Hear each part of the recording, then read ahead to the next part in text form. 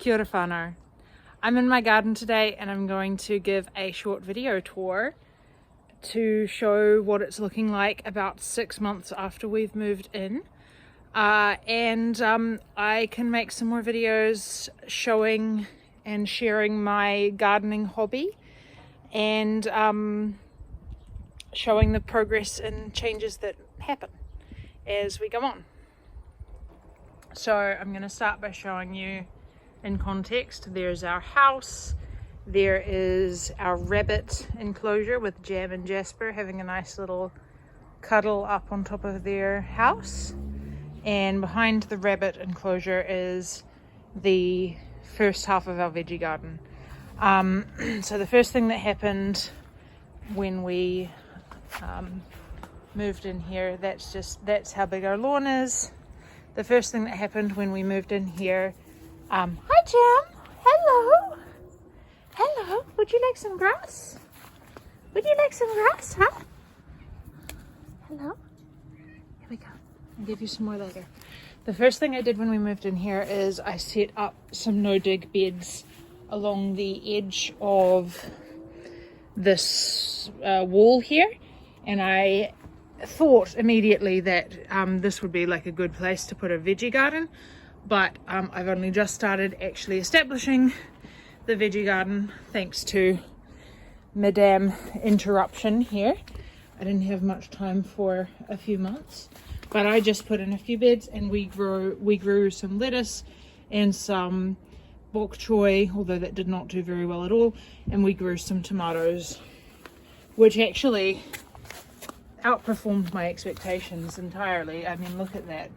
We've still got tomatoes now in April. Right, so these are the beds that we've just put in a couple weeks ago. We have a teepee with some little pea plants growing up, and we have leeks going around this bed. This is a triangle shaped bed.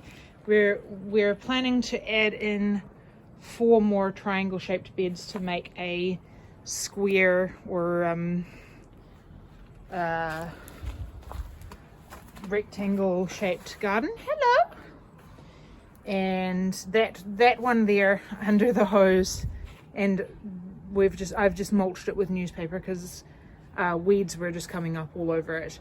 That is the start of a triangle bed there, and that's only half the size that it's going to be. It's going to have another half where the rabbit cage is now. The rabbits are just killing the grass for us. Hello. So these rabbits have been part of the family for 3 years now. They came up with us from Christchurch. Hello Jam. Yes, good girl. Jasper is a boy, Jam is a girl. They're both neutered. They are pets, but their compost is their manure is a big part of our garden ecosystem, and they eat our weeds and leftover veggies that we don't eat. Against the bad lighting. Against the wall of the house, I have our herb garden. I've got some oregano, thyme, parsley, and sage. Here I have some various seedlings that we've accumulated. They are going to be in this greenhouse, but to protect them from the frost, but we need to actually tie it to the fence somewhere so it stops falling down, and we don't have the risk of the seedlings all getting crushed and destroyed. Here we have our whenua tree. Hey Teddy. So part of my family heritage is Māori, and as a tradition we bury the child's placenta in the ground, and the Māori word for placenta is whenua, which is the same word for ground.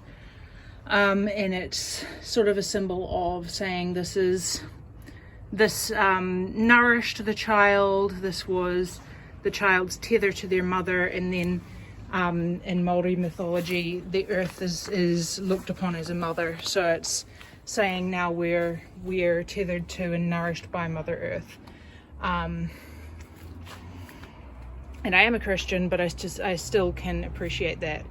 And so we planted her placenta in the earth here, and we've put this kōwhai tree here, which her father actually planted the seed for this kōwhai tree just before we met. So the tree had to come with us everywhere we've moved, and it's finally planted in the ground because we finally have a place where we're staying for a while, and so it's kind of quite meaningful for us. Then over here we have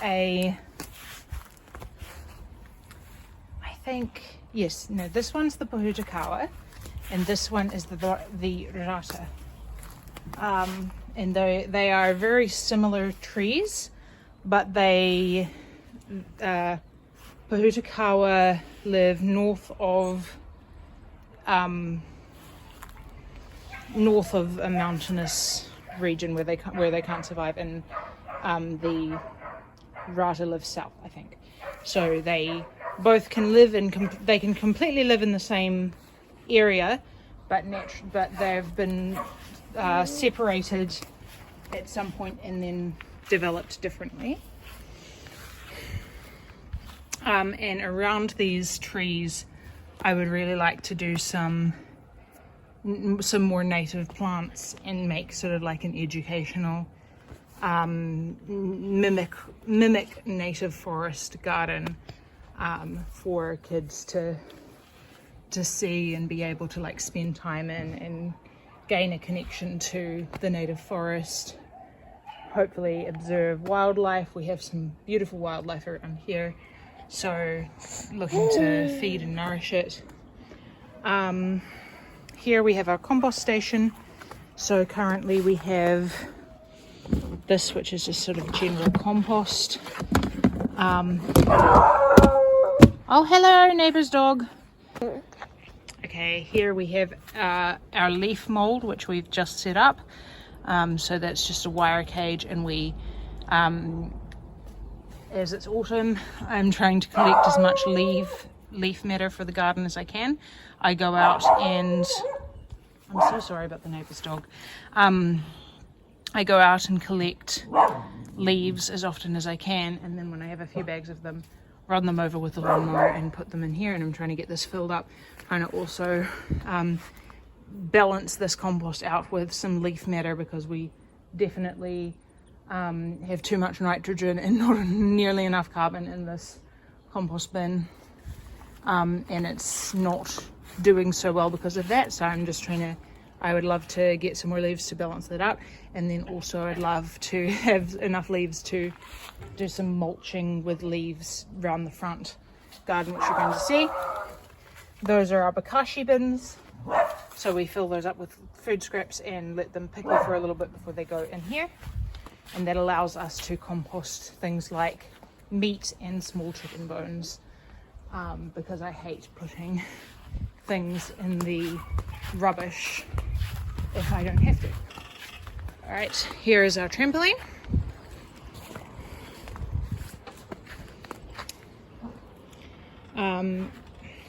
We have this because, not only because we have a growing child, but also because I'm planning to start doing in-home childcare, and so we got given this by another family that we're planning to move out of New Zealand. So that's a lovely gift to have, and it's going to be really handy for when I have other kids around here to entertain them. So along here, somewhere here, I'm not sure if maybe here between the path and the house, or maybe in this gap, I would like to make a little alpine garden, but we're going to have some work done on this wall of the house shortly, so I think it's way better to wait until that's finished before I put any plants there. Coming around to the front. We have a nice little gap between the path and the house in the front here as well, which we can put some flowers in. This is our front yard, which I want to do out in a cottage gardening style.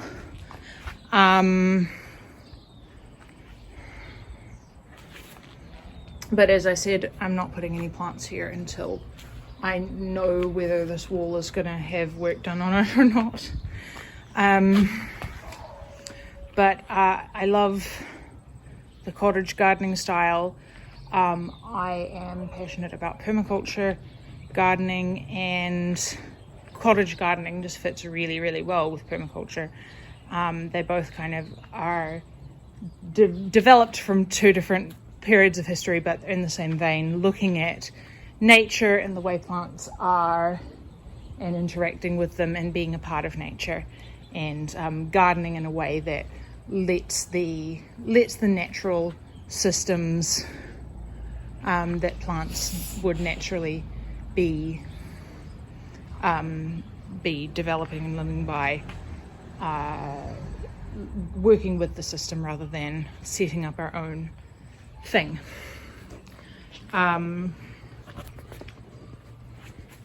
So I have my cacti here, and some succulents which I need to divide and split out. But this cactus here, I was given by my brother when it was about this big. So I've had it for a good 10 or 15 years. And it's kind of dear to me, and I would love to just see how big this gets. This little corner bit here. Now, with our veggie garden, we are doing no dig style, so we put cardboard down to control the grass. Doesn't completely kill the grass, but helps control it as a mulch. And then we cover that over with compost or potting soil, and then we plant into that. With the front garden, I can't afford to buy that much compost all at once, because we don't have much of our own compost yet, so I have to buy in compost. And instead what I'm doing is I'm just, when I get flowering plants, which I try and get for free, people that are trading them, community gardens, etc., I just dig the hole, put the flower in, and then later I'm coming along with mulch, and I'm going to mulch over this whole mulch over this area to set apart an area that I'm reclaiming from the grass. And I would love to bring the grass back further and further as we add more plants in this garden, but I'm just starting with what I can cope with, which is a little area here which I'm going to sort of curve around, make a curved garden, and that I think is going to be Madame's garden. Yeah. That as she grows up, she gets to have some control over her own little piece of land, gets to experiment and choose flowers and plants that she likes. And then eventually along here I would love to have some fruit tree guilds, which is when you plant a fruit tree and then around it you plant other smaller plants that sort of are companion plants to it. So it's the way that trees would be in a forest, but you get to choose the plants that are beneficial to you, that either produce food or that have flowers that you like, etc. Here I've started mulching a little bit of this garden, but just with some grass clippings, which is what I have, and eventually I'm going to get some wood chips and put it over top. And I'd also, if I have enough leaves, I'll put leaves here as well, because that's really beneficial to the soil as it breaks down over time. But the grass clipping is already starting to do the job of subduing the grass. I've got some borage here, which is flowering beautifully. And I've got some cornflowers that my husband got for $3 each. So yeah, don't have a lot of money at the moment, but we're just sort of getting plants from wherever we can, from trading if we can, and then we just sort of put them in the garden as we can. And underneath here there are also some daffodil bulbs that my mum bought us for Easter. Yeah, and this garden was already here when the house was bought. I don't actually really know what any of these plants are. We've got these tree things here, which I don't know, but it's good to have some older, more established trees somewhere in the garden at least. We've got this, I don't know if this is a native variety of cabbage tree or not, or just something that looks similar. I've got to try and figure out what this is. And then we've got some flax on the ground. Got some weeds growing in there. I need to go through and do some control. Not that those are necessarily bad weeds. That plantain there, that is human edible, that will I'll probably chop that up and put that in a stew. You can use it like spinach. We've got a little random succulent there. Yeah, I don't know what the previous owners were trying to do here. And we've also got this tree here, which I don't particularly like this kind of tree, but at least there is a tree somewhere here. So that was a tour of our garden and an introduction, and I've decided that I would love to make some more videos, just to be able, as a way to share my garden hobby, share it with my friends that live far away, share it with anyone else who's interested, and just see if people are interested and see where we go with that. And I have this little ledge, this little, I don't know what it's called, this thing that is just screaming out for a climbing plant to climb up it, but I'm not really sure what plant to put there, because there are some absolutely gorgeous climbing plants you can get, but I don't want something that has too strong pollen right near our front door, because if someone comes in who has allergies, that could be a problem. I could do roses, but rose bushes sometimes can have bare parts that I think don't necessarily look that good on these things, because there are quite a few of these things throughout our neighborhood, and I've seen some neighbors who have roses growing up them, and I've been like, oh yeah, actually I don't know that looks so good. So if you think you know what I should put there, please leave me a comment and let me know what you think I should put there. All right, so that was our garden.